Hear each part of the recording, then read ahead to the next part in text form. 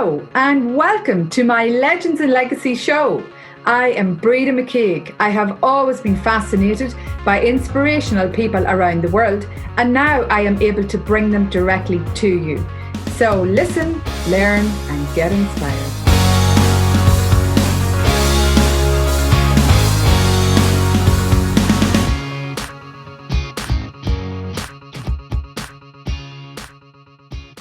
Hello and welcome to another series of Legends and Legacy.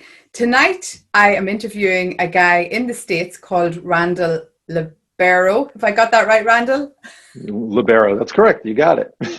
And Randall is a producer with Voice America, which is a talk radio network.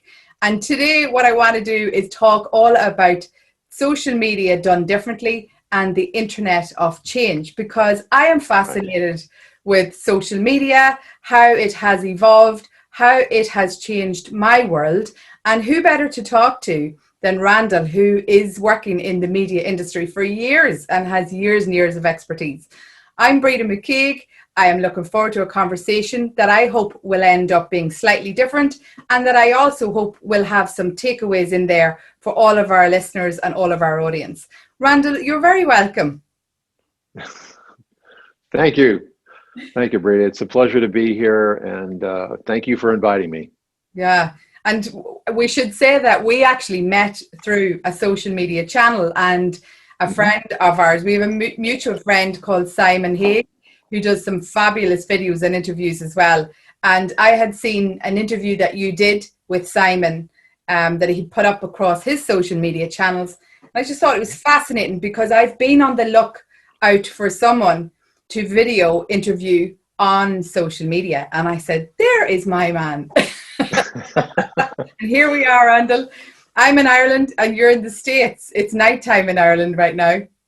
Mm-hmm. So tell us. Well, I'm in Phoenix, Arizona. So wow, how cool. And thankfully we can do these things now, and we're all doing these right across the world, which I think is amazing. So anyway, tell us a bit about you, because I wouldn't have done an introduction on you any justice. So you tell us about you. Well, I've been a producer pretty much all of my professional adult life. I was fortunate enough to fall into a situation where early on I was working in network television.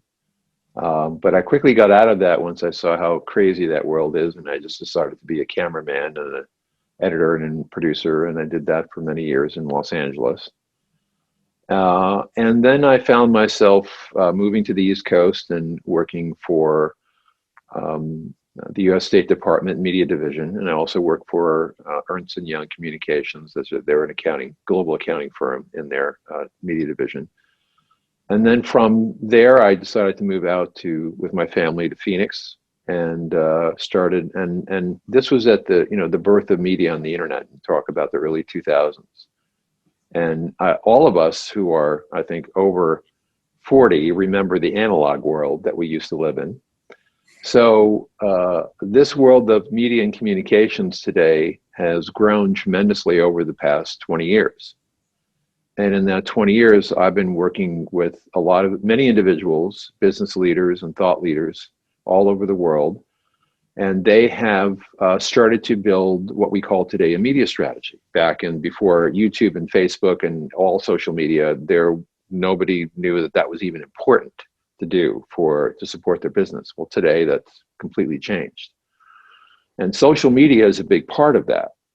So social media, for me as a producer, I see as an extension or a part or a spoke on the wheel of someone's media strategy that they have for their media brand, their story, and their business. Yeah, I don't think you can ignore it anymore. I think I often still find people who are avoiding it. And I don't think you can avoid it. I think you're better embracing it. I think you're better engaging with it and learning how it works, because it is most definitely not going anywhere. And from what I can see, it is just growing and growing and growing. And it has become a left arm for many people. I mean, and I'm one of those. I often get into discussions with people around the dangers of social media. And for me, I think the benefits outweigh the dangers. And if you can learn how to manage your way around it, then you can do amazing things with social media. And I'm not sure everybody sees it like that, but that's been my experience. I wouldn't be talking to you tonight only for social media, only I have learned to engage with it. I have used it to find people who inspire me. And so many different things have happened in my life because of social media, how I've engaged with it. And I can't imagine my life without it, because there's so much opportunity there for those who see it like that. Would you agree? I would agree. Social media is one tool that you can use in terms of your overall media strategy, but it's the fastest way that we communicate when we have an idea or we want to share a thought with the people who follow us. Yeah. But also remember that all social media, whether it's Facebook, Google, YouTube, they are controlled by companies. Yeah. And these companies have their own agendas as far as how they do business. So as people post things on the social media platform, let's just take Facebook as an example, you have to be aware that if you have 1,000 people following you, how many of those 1,000 people are going to see what you post? It depends on when you post it. It depends on the filtering that Facebook has done on your account. Because not all those people are going to, see that post, even if they, scroll down the timeline. When Facebook started, when you send something out, it did reach everyone. That's long ago. That hasn't happened for many, many years. Yeah. So these companies are in control of what goes out and on their platforms. So if for a business person, you have to post more often. You have to vary the types of posts that you do. You may need a business page on Facebook, not just a personal page. And I would definitely, if you don't have a business page and you're using your general, that your friends and family are connected to and your business, that's a big no-no. You want to have a business page, or what I call a personality page, set up on Facebook. So if you haven't done that yet, that's definitely something that you should get going and have that, because in the Facebook system itself, there's different things that they allow for business pages that they don't allow for personal pages. So knowing what that is and what those differences are in terms of the functionality of the platform is important. Yeah, and I think for years I was probably naive in thinking that I could post what I wanted and it would go to whoever I was connected to. But I think as you use it, you learn more and you start to be able to see where your stuff is going or where it's not going. And TikTok is a real good example of that, because they have a serious bit of algorithm going on in the background of that. And I love testing those things. So I love making videos to see what kind of catch they get and which ones that I know I can see that they're promoting, because I can see the numbers are massive. And you know what? It's their channel. So they've got every right to do that. And as somebody, I suppose, as an individual that likes using those channels, I've got to respect that too. They're going to use my data in a way that suits them too. And if I'm okay with that, then everybody's happy. So what are you, Breda, what are you doing on a daily basis with your posting? Give us a picture of that. I'm curious to know. I think I'm doing quite a variation, and it depends on the day. It depends on where I'm at. If I'm doing something that I think people would enjoy seeing, sharing, or that they could learn from, then I'll post it. I wouldn't post religiously every day. I don't have a structure like that, because my life is a sort of portfolio of different things. So I only post if I think people would like to see this. I certainly post if I think I would like to see this on someone else's page. So that's kind of how I do it. I would never like to get myself to a position where I'm having to post, because I've met people who've done that, and that's horrible. I like it because it lets me be creative.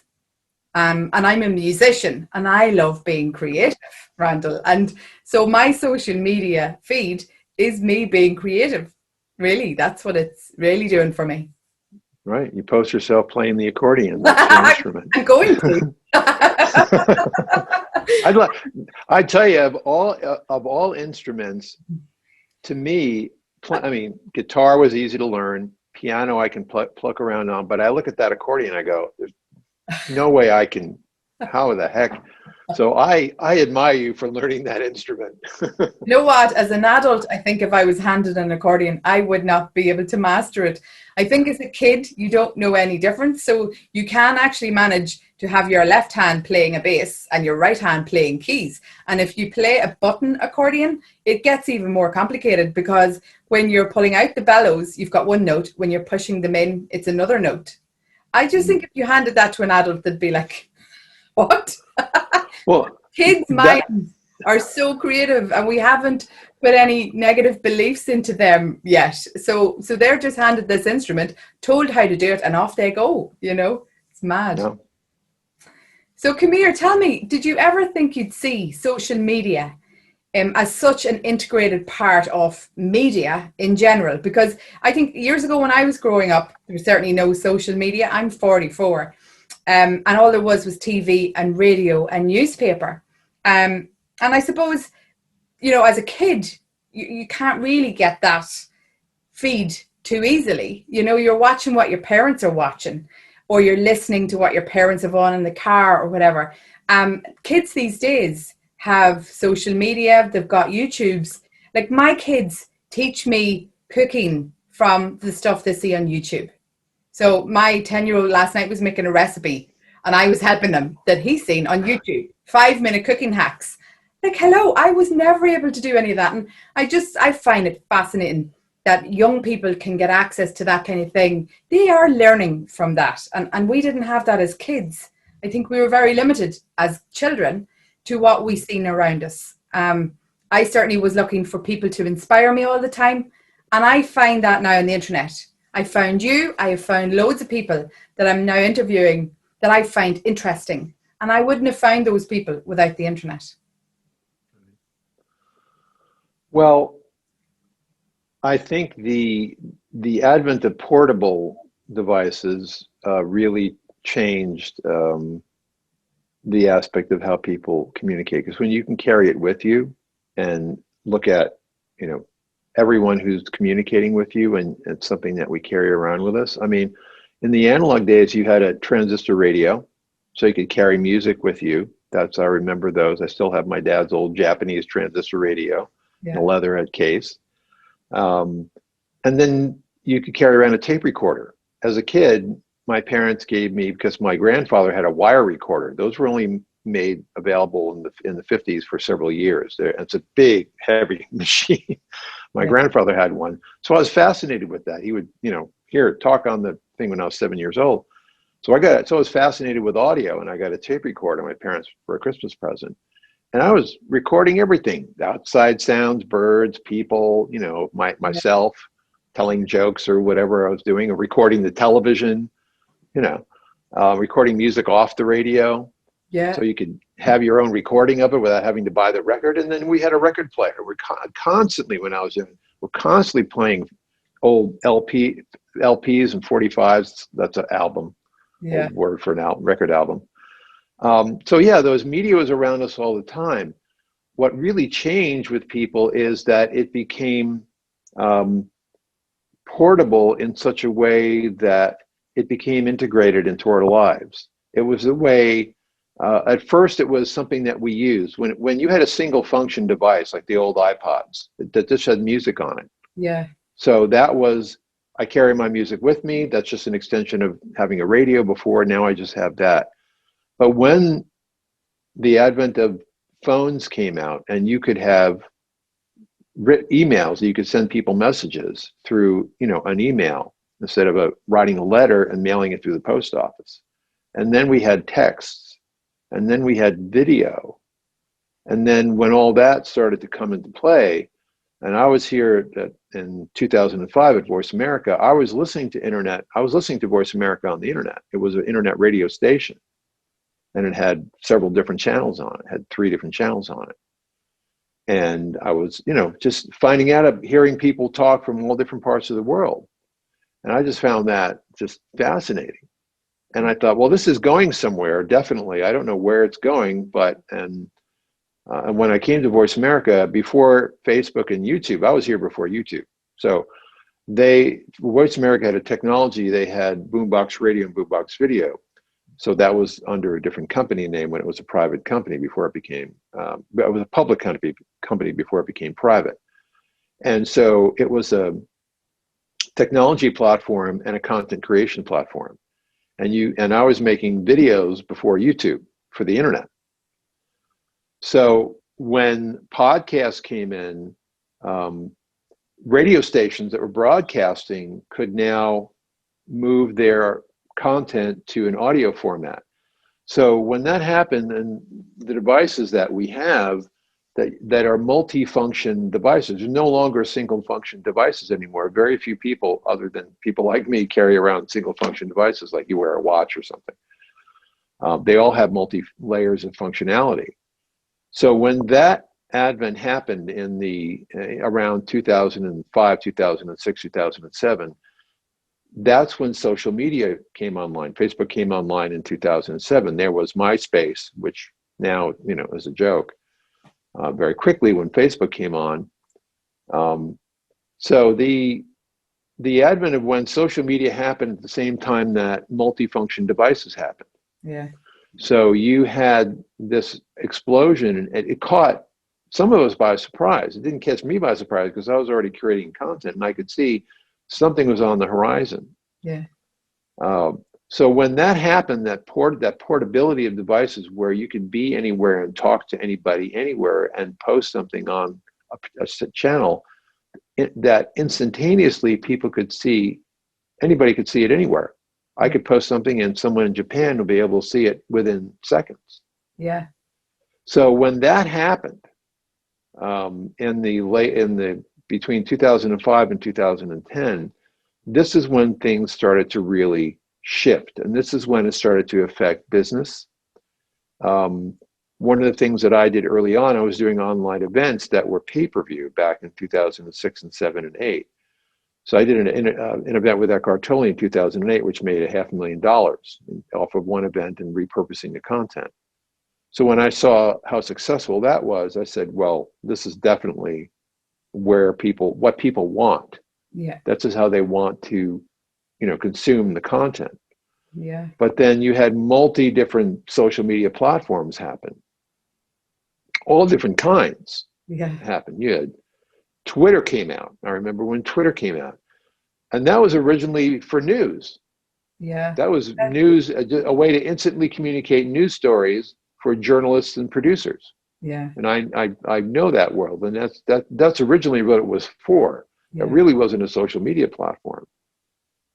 And so these things have evolved over the past 15 years, and in our lives today, we're at a point because of the situation in the world where we're about to enter a whole new cycle with all these social media channels. There's a new kind of advent of what is about to change, which is just as important as it was in that period that I just described. So I'll get into that at the end. I want to come back to the aspect of how each of us use social media in terms of business. But that's just a quick history of just remember what happened.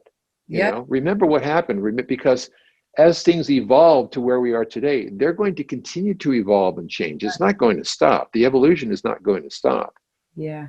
There's things coming like virtual reality and other things which are going to again shift, what we do every day and what our lives are about and how business operates and how business communicates.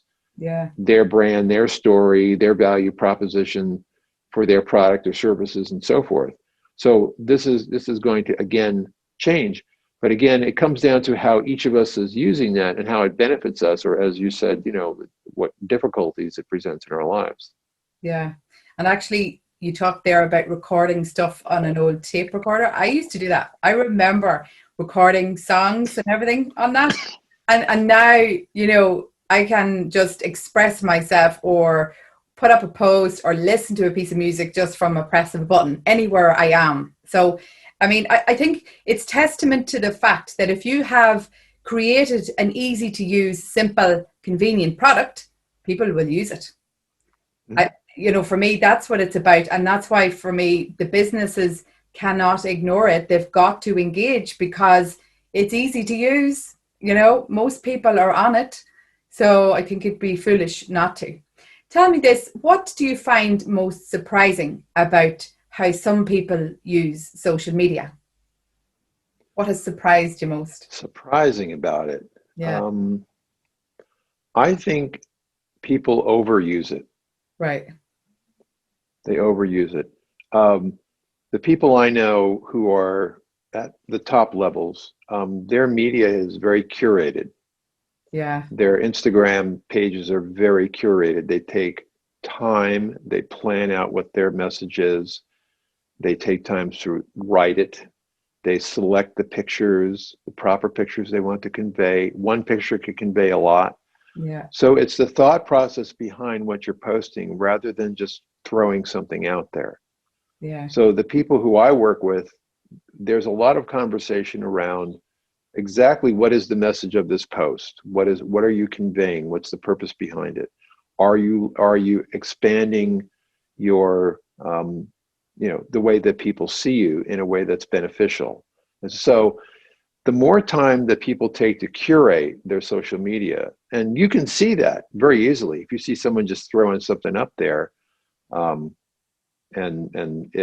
but there are people who have followings today that's the way that their following likes to see them. They don't want to see the curated stuff. They want to see the raw stuff. Yeah. And because it's very real, it's very authentic when it's done that way. Yeah. But I can tell you that the people who even present themselves in that kind of simple, raw manner, it's a very sophisticated production. They have their lighting right. They have their camera angle right. They have their lenses properly done. They have their background set. They know how to use color. They have the proper lighting. So it's back in the early days of YouTube doing that kind of thing, it was very random. The lighting was bad, all that. But today, you need to have a professional lighting setup. It's got to look good. Yeah. Because here's the thing, and I said this, I tell this to people, the quality of your production that people are watching is how they equate the value proposition that you have for them as a business person. Yeah. So if your stuff looks very tacky, then what you have to sell to that consumer is tacky. Yeah. So you have to go through the process of looking good on camera if you're going to be doing video. Now in the audio format, it's a heck of a lot easier. Yeah. So the people who haven't perfected their camera presence or haven't taken the time to learn and to have some sort of support to do that, and I talk about this in an article on my LinkedIn profile, is to properly manage your social media and your media strategy. You need to have a team of people, at least one or two people that you're working with who can support you, because the time, effort, and money that you're putting into that brand identity needs to be done properly. What if I can say what surprised me about, going back to your question, what surprised me about social media is how much it's shifted into becoming very much like showbiz. Yeah. Yeah. And not DIY. In the early days of social media, you could do DIY and it was fine. Yeah. Today, that's over. Yeah. There's no more DIY. If you're doing a DIY, if you're doing everything yourself, you're hurting yourself, your business, your time and effort. It's too much. It's too much to handle by yourself. Yeah. If you don't want to get any sleep, you want to work 20. Stay up all night figuring out when writing your post and doing all that. Yeah. But here's a little tip as far as managing your own personal social media. It's one of the things as a media consultant that I tell people to do. Yeah. And it's a good tip, and it's become essential for a lot of people. Pick a day of the week that you put all your posts together. You write all your posts, you pick the photos, and you use an automated system to calendar out those posts throughout the week. Okay, then the second thing you do, and here's another thing that people miss. A lot of people do that. Here's the second thing. all the people you've contacted that week, all the people that you've connected with, update your contact list. Yeah. And I don't mean update your contact list by looking at your LinkedIn profile. Okay. I'm talking about you should have that list of people, their phone numbers, their emails exported into your own file on your own computer. What if that social media platform went away? You would lose all those contacts. Yeah. Not a good idea. Which So is, you want to keep your think about separate, a contact list updated, because those new contacts you made could be the most valuable to you. Because as you build your brand identity and as you make connections, the people that you're connecting with are at a higher and higher level, or they should be. Yeah. So those people who you recently contacted could be the most valuable ones. So you want to update that contact list, and you want to categorize what businesses those people are that you've connected with. Because in the early days of selling on the internet, email lists were extremely valuable. Your email list that you're using to communicate and send emails out to people, not so much email today, more social. But to have that contact list and keeping that updated for any business owner is really an essential tip. So that's one of the things I tell people to do. Obviously here we are subject to GDPR, so they'll have to figure out ways to do that and stay compliant with GDPR, which is a major deal here. But I hear you, and it's something we probably don't think about too often. If you are building a business and you're using one of the social platforms to do that, if that disappears in the morning, where's your plan B? Which has happened in the past. Like channels have or changed, if what you post gets censored. Yeah, or it gets censored. Yeah. We'll talk about that in a bit. I don't want to go into that right now, but because it is becoming, recently it's become a problem for some people, and we'll cover that in a little bit. Which is an important one. Yeah, it's an important aspect of what's happened today. Yeah. Well, let me ask you, Breda, you use social media all the time. What would you like to see differently about social media platforms happen on social media platforms so it makes it easier for you as a business owner and as a person? What were some of the things that you'd like to see social media do or have available to you? Two things there. I would say a lot of business owners, they do a lot of sort of the likes of what you suggested there, and they do regular posts. They are frequent. They have done them very professionally, so the perception is good. But what I don't see enough of is business owners and their profile out there. So I would often be coaching business owners and trying to encourage them to get more online themselves, because yes, you can do business posts, but people buy off people. And I've seen some business owners doing an amazing job on this. They have built their profile so well, and because their profile did so well, their business grows behind it organically. So that's one of the things I would love to see businesses getting better at. Some of them do it, some of them are trying it.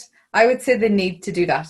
The other thing that from a personal point of view, it's something that I have done myself, Randall, and I know I mentioned it to you before, but I've used the internet and social media in a very unusual way, I think. I would say about 10 years ago was my first sort of dipping my toe on a social media channel. I knew nothing about it.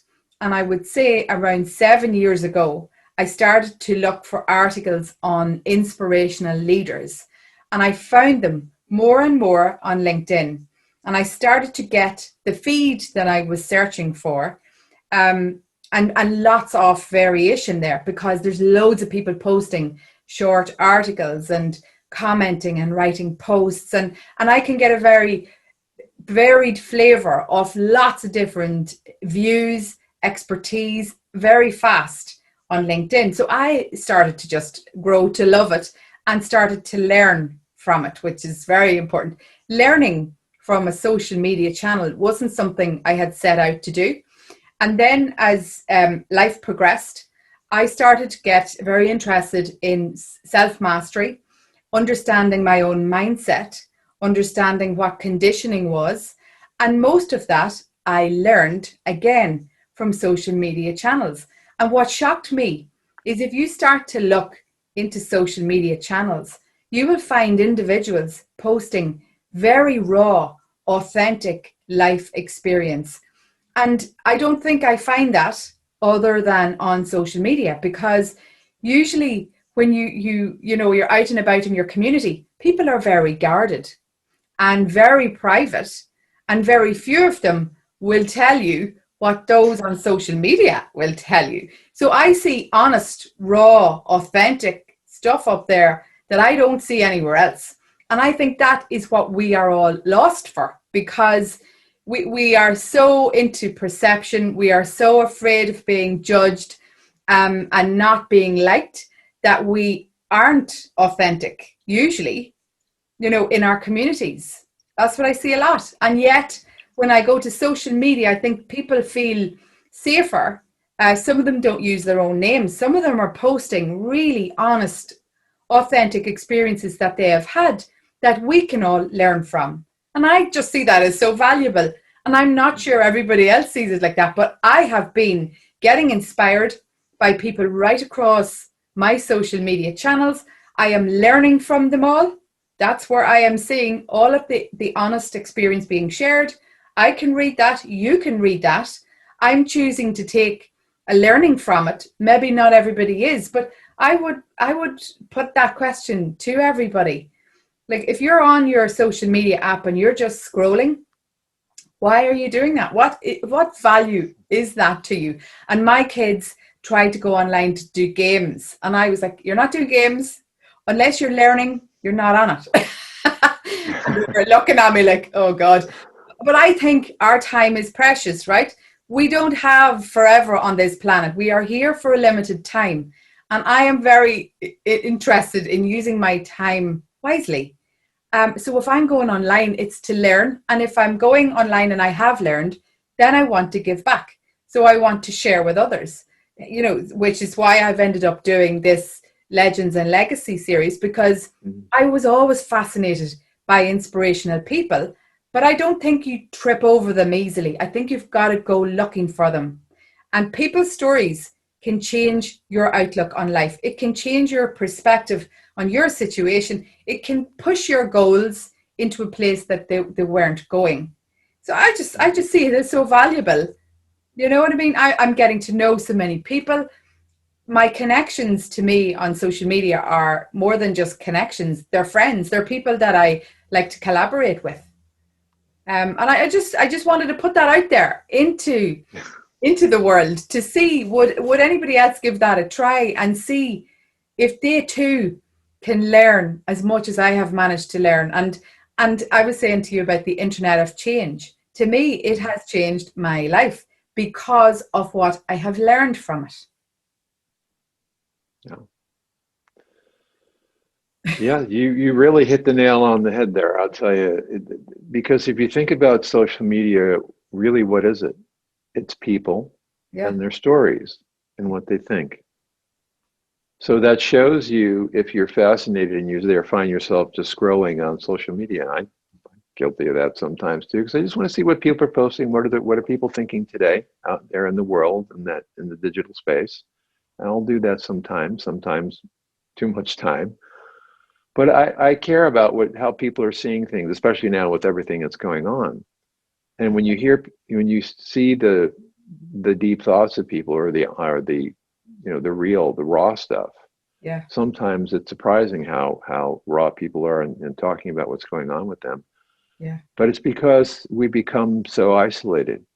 This is our way that we're connecting with people, is through the digital space. Yeah. But it also tells you, as a business owner, it tells you something very, very key. It tells you how powerful a story can be.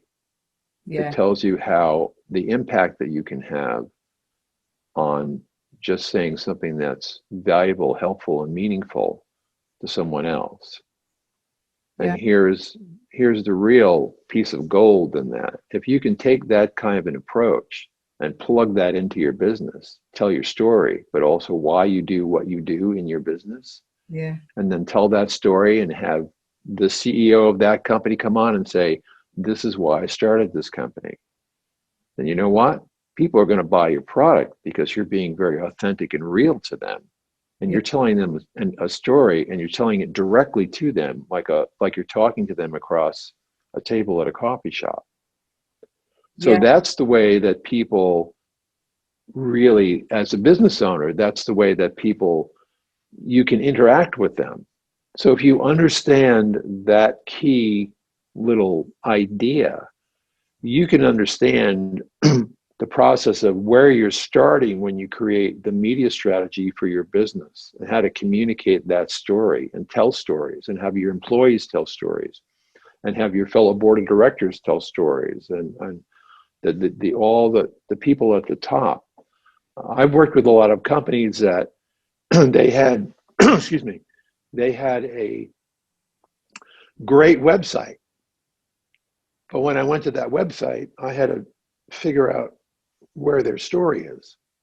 And so what I do as a consultant is I help people figure out that story and present it right up front. So when people get to your site, they see that story right away. It's right in front of them, audio or video, whatever form that is. Or the website itself says something in just a few words and some pictures. Yeah. But companies began more and more over the past 10 years to see the importance of that. Yeah. And that's a big part of doing business today, because that message needs to be front and center. Yeah, I agree. And you're managing your reputation online as a person and as a business. Yeah. And I think sometimes with business owners, sometimes they're so deep in their day-to-day running of their company, they can't see that aerial story that others need to see. So I think they get into such detail, and then that can feel complicated. And like what we were saying earlier, if your product is easy to use and it's simple and it's easy to get that message, and there is no effort or extra effort having to go into looking for that message, then people will engage with you. I learned that years ago from running projects and having to introduce a lot of change in organizations to a lot of stakeholders. And I learned that if I gave them the change technically and with all of the paperwork and details that I was given, they'd never do it for me. And I started to see then, if I can simplify this for people, and because people's lives are busy, right? And our lives are quite stressful in many different ways as well. And the last thing they need is something more complicated, or something that needs more energy or more time or more focus. And I just learned that from people. If you make things easy for them, it's simple, and it's convenient, they will absolutely use that. That's why we're all on the social media. It's easy. Take it out of your pocket, bing, you're on it, you know. And it's easy to post as well. I mean, all the channels have made it very easy to put up pictures, to edit, to put like pictures on your pictures, you know, music on videos. It's made it easy for us. And there we are. People are doing that. Like, but yeah, there's definitely a lot to be said for just putting something up and something that you're feeling at the moment. But we have to manage both ourselves and our online personality. We all have a digital identity now. yeah. How we appear on the internet. For me, I see that as that's that producer guy who does that stuff, you know.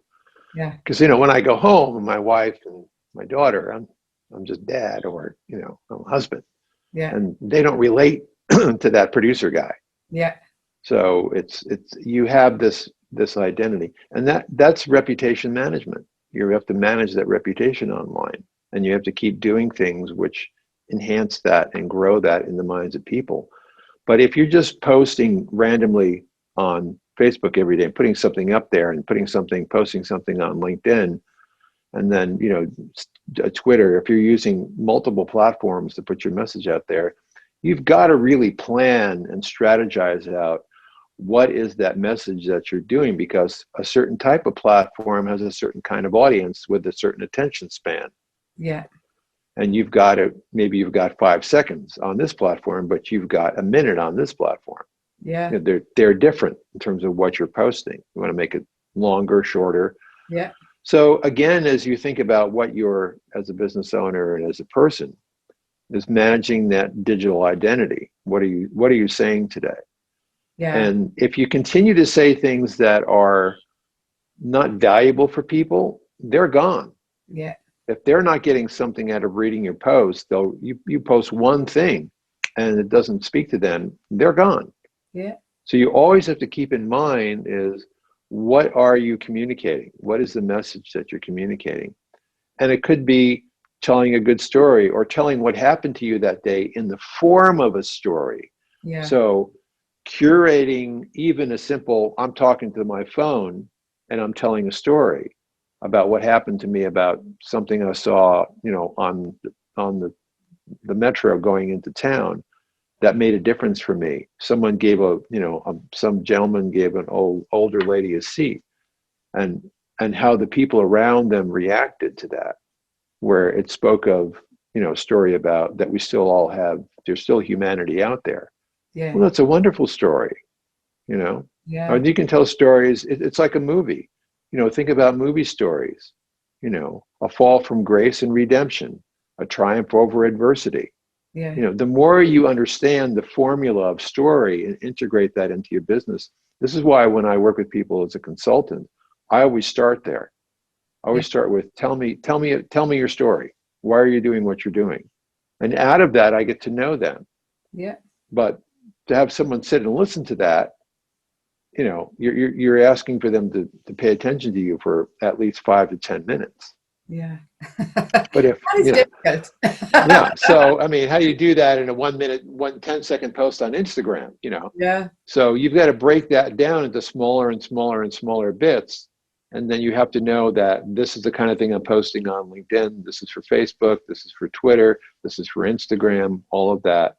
And then if you're tying products or services into that, then you have to think of, you better have a very clear idea of what your brand message is and your story and all of that when you're posting on social media, because everything you do should be supporting that. If your goal is to connect with people, to engage with you for your services, or buy your book, or pay for a ticket to an online event, or sign up for a teleclass, or whatever. Yeah. So that's point, though, that's part of it. The only way to start to understand what you've just outlined there, like the difference in the posts you need to put up on LinkedIn versus Instagram and so on, is to try them, is to engage with them. Watch, learn, try, relearn, adjust, try again, and you start to see how they all work. I think if you don't do that, then it's just a big scary thing that everybody avoids. I do be trying to get a lot of people to get LinkedIn brands, right? Just because it's good for their profile. And some of them have very important things to say. Some of them have loads of expertise.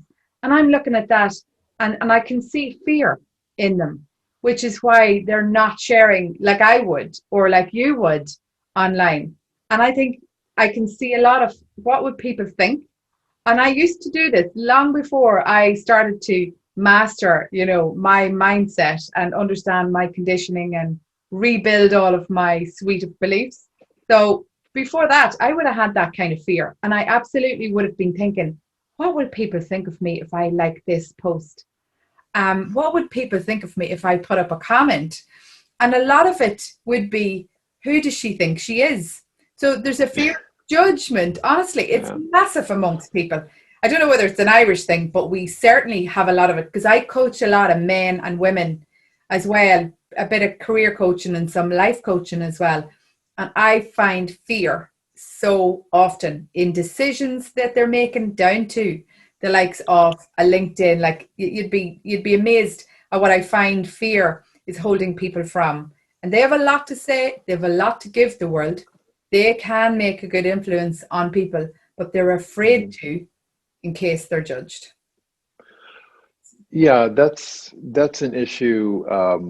One of the things that I do when I work with people, when they start off and someone approaches me and makes a connection and they want to talk about doing something like a podcast or radio show, The process that I spend with them as a consultant always starts with the person themselves, Yeah. because we're speaking from our area of expertise. So we've got to have a very clear picture of what that is, that we can speak about it, on a microphone from week to week. You've got to understand what that message is. I have a wonderful lady named Molly Chang who does a show called Say It Skillfully, Right. on Voice America Business Channel. And she talks about how to communicate in business and in life, and how to say it skillfully in a way that benefits both parties, both sides of the conversation. It's a wonderful show. Check it out on Voice America. Molly's terrific. And she started off by doing single camera, talk to the camera videos on LinkedIn. So I said, and I contacted her and I said, I've been watching your videos, and she didn't even know the response that she would get. And she got a tremendous response on LinkedIn. Yeah. So I started with that idea, and then I developed a format with her to create that as a weekly live radio show. Yeah. So when you do a show, you've got to plan out. And when you do a live show, if you're doing a podcast, you've got to plan out that podcast and create an outline for it and know what you're going to talk about from beginning to end and understand what the format is.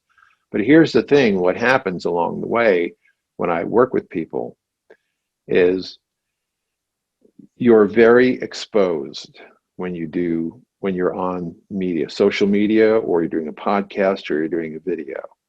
Not everyone is comfortable with that. Yeah. Because it's like speaking in front of an audience. People are going to be watching that. So people are going to be judging it. Yeah. So you have to not take it personally. You have to be so confident and develop that confidence. And sometimes it doesn't come overnight. Yeah. When I work with people in their first few episodes of a radio show on Voice America, it's nervous. It's nerve-wracking. They've got the jitters. It's like going out on stage for the first time if you've never presented before as a speaker. It's scary. But after you, like you said before, after you do it a few times, then you kind of know what it will take from you to do that as a person and as a personality, because now, as I talked about, that digital identity, and you start creating the idea of what that identity looks like. You may not know it fully at first, but over time, as you start talking about it, the medium that you're using and the format that you're using is going to evolve and improve. It should be improving. You should learn and listen to your shows again. And I'm going to change that about how I did that. And I'm going to plan that better. I'm going to watch the clock a little bit better. I'm going to, you get better at it. So when you start doing it, you've got to start with yourself, know what your message is, be able to express that message, and then have whatever form that media takes. If you're going to do a YouTube channel or a podcast or whatever, you've got to create the idea for it. And sometimes people know you as a person through that media brand, through that talk show.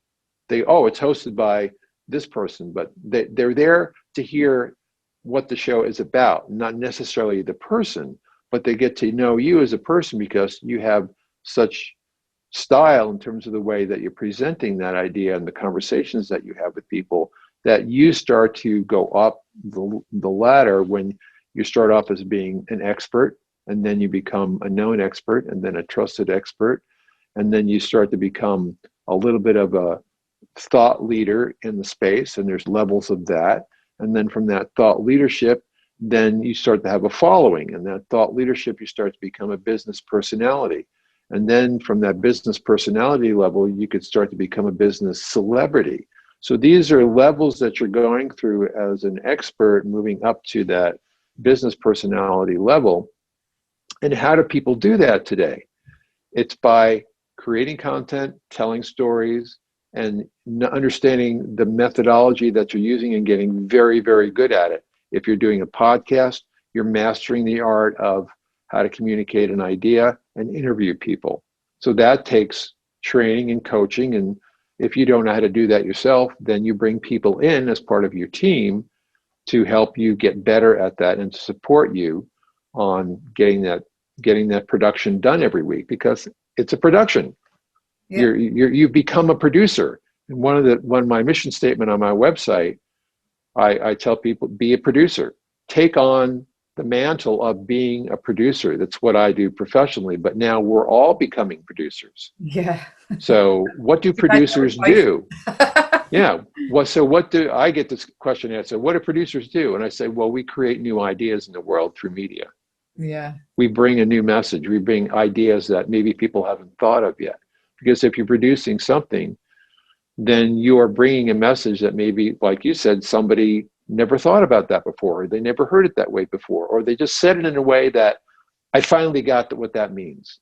Yeah. It's because that person went through that experience in life and they're able to now communicate it. Whatever methodology it is, whether it's a YouTube channel or a podcast, this is inconsequential. Yeah. I can take the same person and put them on multiple platforms with the same message. They'll have different audience responses. So selecting the methodology that you're comfortable with, audio or video, that you can get really proficient at, is an important part of deciding what exactly is your media strategy as a business person, and how are you going to present the value proposition for the audience, and how you're going to communicate that. If you like audio better, and it's great. You know, for me, working with women have to do the do. They've got to do the hair and the makeup and the clothes and the whole thing. So maybe you should bring an image consultant in if you don't know how to manage all that. Yeah. You know, that's a person who's on your team. What to wear, what colors to wear, the background, you know, the setting that you're sitting in your chair talking to the camera. Yeah. You know, that's why you need help in that, because nobody who's not in the media business understands the significance of why all of that is important. You can't leave any of it out. Yeah. If you're going to become a personality who's got a following of 100,000 people, or doing a podcast where you have millions of listeners, you know, you've got to consider all that. Concentrated focus, I think, and it takes a lot of practice, I would say, as well. Like I was saying earlier, the more you do, the more you start to learn, and then the more you can give to the likes of a strategy for yourself, if that's what you want to do. But I think it's all about, you've got to try it, you've got to engage with it, and that is the biggest fear for most people. It's even going near it, and I suppose what I'm trying to do with them is get them online and get them started, and just to build a profile. Like, if we think about this year, we're not meeting people in person anymore. So it doesn't matter whether you're a business person or you're not. You should have some digital space for yourself so that people know of you, because surely you have a career or you have a job and you therefore belong in an industry.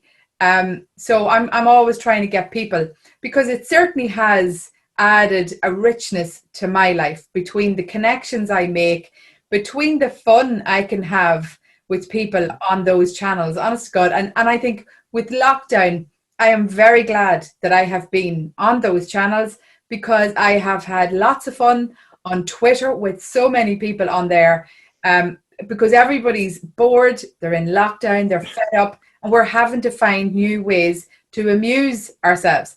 And so I've had lots of giggling on Twitter, would you believe? Most people are in there with the hate. I'm having a great time on it. And then LinkedIn, I can get all my inspiration. Facebook and Instagram is where I kind of share a lot of my thoughts, expertise, my mindset, tips, quotes, you know. And like you said, you find which ones work for which audience, and the nature of what you're posting, it's probably maybe suited to one platform or the other. And I think the only way to get into that headspace where you automatically know those things is to do it and to practice it and to give it a lash. I think, I remember earlier I was saying a lot of people have fear around social media, and I would say that's one of the biggest problems, getting them online. First of all, what if somebody said something awful to them? And I'm a big fan of the block button, because online hate is a big problem. I mean, we've seen that with celebrities. We've seen enough of it to know it's seriously damaging, and Twitter is full of it. I do see them all going off on one around politics, and I just avoid all that, because that isn't why I'm there. I'm there to see, can I get some entertainment or some distraction from a lockdown? And so I've gotten very comfortable with the block button, because if people are on a channel somewhere and they are giving you hate, you wouldn't want to meet them in real life anyway. So, you know, they're not people I would spend time with anyway. So block. Well, here's another thing. As a business owner, you should be aware of the plot. Let's just say Facebook. You should be aware of how to set up your profile through all the buttons and different settings in it to be able to post what you want and how you want it to appear to people. You can block all the comments, so you have no comments. You can set it in however you want. So spending some time familiar with that. And if you don't want to do that, then having someone on your team who knows that, probably a young person who's very familiar with the platform, who knows where all the settings are, to help you with that. And I have people, sometimes they use their kids, but whatever, whatever. But hiring someone who's a professional, or a company who's a professional, and so forth. And there's a lot of things online that I know about that I can send people when I do like consulting work or something like that. I said, just go get that app or go do this or plug that in, and that makes it so easy. Yeah, you don't have to think about it. But I can't stress enough about it, having your social media automated on a day of the week, that you have every day you got like 2 posts going out, one in the morning in the early part of the day and one in the late part of the day. That's the high traffic times for social media, to know when those are and what types of posts, because the morning and afternoon posts are different. And really kind of think about what you're going to say throughout the week. What is my message this week? And kind of plan that out and then automate that. So you don't have to think about it in the week. That automated system posts it for you, and people don't know it's automated. They just see the posts. So, I mean, if you're with Voice America, we're posting every hour for every radio show that's on live on the schedule. And then our host, and I'm sharing my host posts all the time for their radio show for that week with their guest, and they have the picture of their guest and their message. So all of that can be automated and set up on one day of the week. So you're spending a half hour, and that half hour is, you plan it all out, you write all your posts, and you may be doing that throughout the week, but you put it all together. Then you'd have your calendar settings, and once you set that up, it's all automated. Then the rest of the week, what are you doing? You're working on doing your business. You're working on connecting with people. You're talking to people. It's all of your week is spent connecting with people and spending time in conversation. You're not jumping back and forth in your day doing the things and taking up so much time. Oh God, I have to post that now. No, that's done. So managing your time with social media is hugely important if you're running a business and having a media strategy and using social media to sell your services or your product or your identity through it. Don't do it. Don't learn how to plan out your week with your media strategy. That's a part of it, is time management, because you can easily, your week gets, and you get through the week and you go, what happened? Where did my week go? Well, again, coming back to that time management aspect of using social media and planning it out. So, people really have to look at this. And then the other situation that we're dealing with, which is an unfortunate development in our world, is censorship. Yeah. So if you're using a platform like a YouTube channel and you're putting all of your content on there and you're making some money from advertising, or maybe not, but you're focusing on that one platform for everything that you've got out there, and say your stuff starts being censored. Or I've had 3 people in the past 6 months contact me. 2 of them have their channels removed completely, and 1 of them has been censored. Not heavily, but somewhat. And they're just posting what they normally did in business, but somehow that's crossed the line now. And that was their livelihood. Yeah. So just like investing, you need to diversify. You don't depend on one platform, because these platforms you have to manage your content. So you want to put more on your website, because you have total control over that. Yeah. Don't depend on YouTube or Google or Facebook or Twitter to draw people in and build your business and attract new clients and all of that. Because in today's world, more and more we're realizing that we can't manage these platforms. They have their own agenda as far as what they're doing. And for those of us who just click that I agree to the terms and conditions button and don't read it, I mean, as a producer, I know some of, you have to understand intellectual property. You have to understand the rights of the content, the distribution rights of that content, all of that. So if you've never bothered to read the terms and conditions on YouTube and you're running your business off a YouTube channel, you're doing yourself a disservice. You should know what they're able to do and how your content can be messed with on that platform if that's the sole focus of your business from week to week. Yeah, it's a very important consideration. I'm not so sure that so many people are thinking that through, but it is happening. You are right. And I see even with Twitter, a lot of people get put in jail, Twitter jail, which really annoys them because they're offline for maybe 3 days and they can't get expressing their annoyances or their emotions online. Yeah. Well, also, it's just the reality of our world today. I mean, we've seen censorship on Facebook, we've seen censorship on YouTube, and I can tell you that there's other platforms that I've seen a little bit of it on a business platform that we all know. Not too much yet, but if you don't be surprised if you start to see more and more of it. Yeah. I can't tell you, I know the reasons why that might happen, which I'm not going to go onto in this conversation. That's a whole other ball of wax. Yeah. But yeah, don't be surprised if you post something that is, slightly, and it could be, say, something you say about business or something that you see happening out in the world, and you don't think it's much of anything, but all of a sudden, that post may be, you get a message from that platform and saying that, this is, you get fact checked, that expression that we all know now. Yeah. So, and you're expressing an opinion. So free speech on social media now is really becoming an issue. Yeah. Yeah. And it is part of that mixing bowl of social media and media, I suppose, in general, So, and it is something that's always going to be part of social media and media.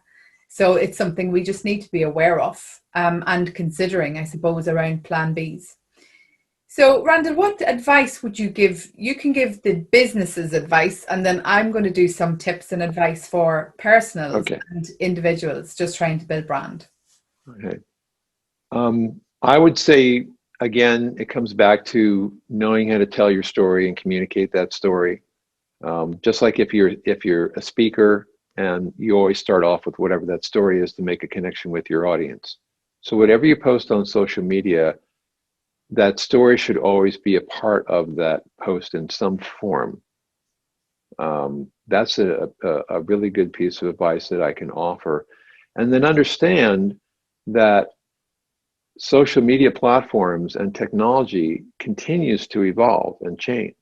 And businesses continue to evolve and change who are controlling that for the world. And always remember that these companies that run these platforms, they're running their own business. Yeah. They're not your friend. Okay. Yeah. You're being allowed to use that because you agree to the terms and conditions. Yeah. So don't be ignorant, be aware of that, and know that if you stick to that story of what you're talking about, and you have to understand what the boundaries are in terms of that today because of what we just talked about. So the focus on that personal aspect of how we communicate, where we're always telling something about ourselves in what we do and connecting with people in that way, because people, as you said, Breda, people want to connect with people. And even though you're a business owner, you're still a person. Yeah. And the way that people may be best served who are in your market is for you to be upfront and to tell an authentic story of value to them. Then they become to like you, and they might buy your stuff or sign up for your event or whatever that is. It always starts with the individual. Who started that company and why? The CEO. Why does that business even exist? Why should I care? Now you're tying the emotions into your thought. You're bringing the emotion and the thought together in your story so that people will respond, because that's your hope, is to get people to respond to that post and take a step. You want to lead them in that story to what that step is that you want them to take. So again, it's you, your story, it's you knowing your platform that you're posting on, and then knowing what it is that you're asking people to do after they consume your content. Those are the 4 steps that a piece of advice that I can leave people with in this conversation.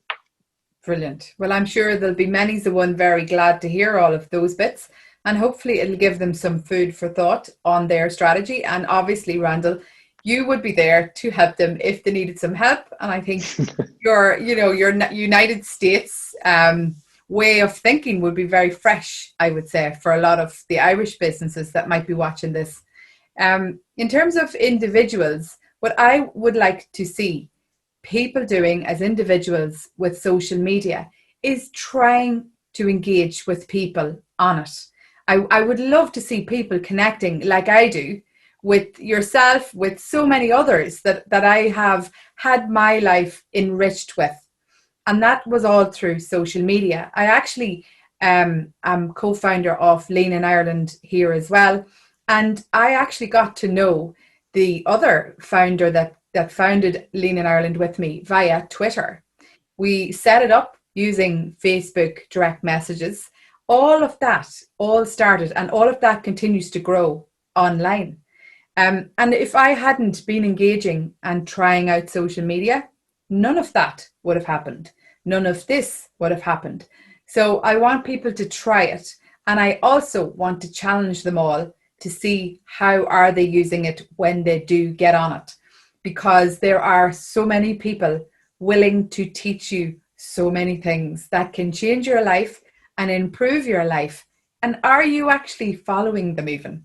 I do a lot of motivational talks, Randall, and one of the actions I give people is that they've got to go away and cleanse their feeds.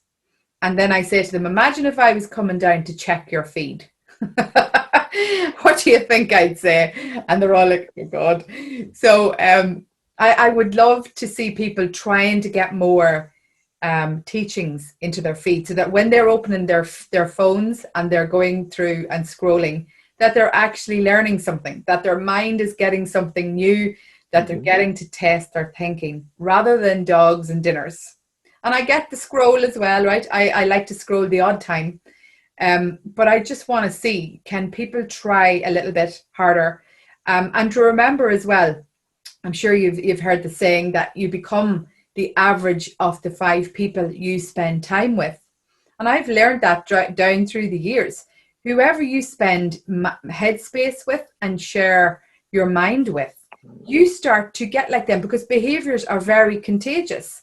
And what people don't realize anymore is that social media is definitely one of those people, if not 2, because you're spending all day at different times of your day going online or having a quick scroll, and you're feeding and absorbing other people's views all the time. And I'm not sure people see it like that. And that is one of the other reasons that I am so careful about my feed. So I would love to see people following those who are going to teach them something, that are going to challenge them in some way to be better or to do better for themselves. And I want people to try it, just to try it, to see. It's not as bad as you think. No. And another little thing that I can leave everybody with today is, these devices that we have, at least at my house, we have a day of the week that we turn them off. Yeah. And we go outside and look at the sky and the trees and listen to the birds and spend time just talking to each other. Yeah. And spending time making that connection, inviting friends over for dinner and having chats that we haven't spent time with before. Just, my wife and I love to do that. Invite somebody new over for dinner and we sit there and talk for hours and hours. Yeah. Having that personal connection, being in the real world, not this world, not the digital world, having time away from that. It reminds us of who we are as human beings. It reminds us of the reality of the world is not on a screen. It's in the world that we live in. And to be aware of that, take time away where your devices are off. And even shut the Wi-Fi off in your house. I mean, so you can't use them. I mean, things like that we do. It's very important. It's a reminder. I mean, I grew up in the world in my whole childhood and young life where these things didn't exist. I remember those years. That's normal to me. This world that we live in today is not a world that I'm all that familiar with. I work in it professionally because media to me is, you know, we started off listening to radio, and then it was on the movie screen, and then it was on television and cable TV, and then we've got the internet. So these are just, they're just a different method, and it's going to, all this is going to continue to evolve and change. The things, just think 10 years ago, what the internet was like and how it is today, and 10 years from now, it's going to be completely different. But what doesn't change are people and their stories. And we talked about that today. So no matter whatever method that you're doing, it always comes back to the human side of the technology. That will never go away. So as you're working on yourself and your business and your life, always remember that. It all starts with you as an individual, because I don't connect to the iPad. I connect to the story on that iPad that someone's telling me. You know, and just make that distinction. And you can't go wrong in life or in business. And everybody's story is important. Yes. Look, it's been a pleasure chatting to you, Randall. I really enjoyed that. I think you have so many interesting angles and experience and expertise in this field. And I'm sure we could talk for days on this. But for anybody that would like some help from you, Randall, did they get you on your website, or where did they get you? Well, my website is just my name, randalllibero.com, but really go to my LinkedIn page and ask me to connect. And here's one thing about LinkedIn. When you invite me to connect, do it through your profile so you can send me a message saying, hey, I'd like to talk with you. Because I get 30, 40 people a week wanting to connect with me, and I don't know which ones of them want to actually talk with me. I always have to write them back and say, were you interested in having a chat? So send me a little message and say hello. And say hi, and can we, you know, I'd like to send me, you know, your appointment calendar, and then you can book on my calendar, and then we can just have a one-on-one. I'm happy to talk to somebody for 15 minutes. Ask me your burning question about your media strategy or whatever, and I'll give you, for free, I'll give you, you know, so this is what you should do with that. I'm happy to give people that little tidbit of what they need to get to the next stage. But if you want to engage with me as a consultant on your media strategy, or to set up a podcast or make your podcast reach more people or whatever, then let me know through LinkedIn, ask me that question, and I'll be happy to talk with you and at length and a little bit more time on that. Brilliant. Excellent. And I'm sure they will benefit immensely. Randall, we will see each other on some of our social media very soon again, I'm sure. Okay. Well, thank you for this time, Breda. Thank you for joining me, and thank you for your time. Yeah, thank you very much. I really enjoyed this chat. I look forward to seeing what people get out of it. Yeah, likewise. Okay. Bye for now. Okay. Bye-bye.